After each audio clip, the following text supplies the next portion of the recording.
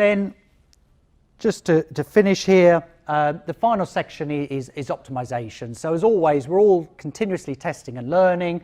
We need control tests. So we need to be showing the results against a randomized group, because if we don't do that, we haven't really proven that this is worth doing. And that result needs to be repeatable. You know, it's healthcare territory. We can't just do it once. It needs to be proven and repeatable through peer review so that we know these results are consistently reliable. Attribution modeling, which some of you will do for some of your marketing activities, is statistically incorrect. It doesn't work because a lot of the brand events take place in an area that you cannot attribute against, and that's your brain. So by definition, you're missing a lot of the brand events that you're trying to map against.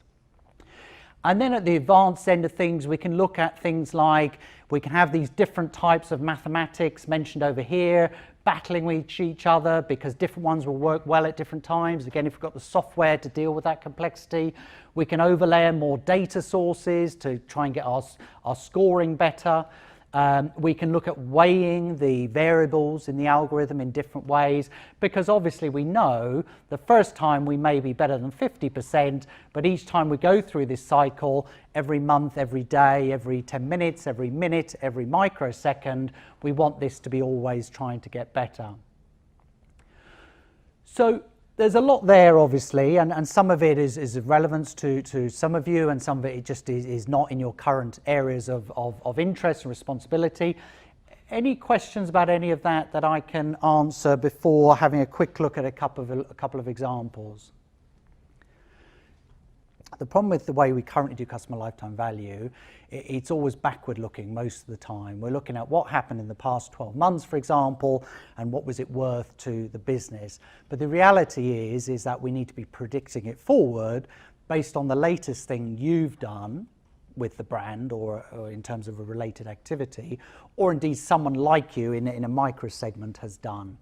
And that needs to be updated effectively in real time.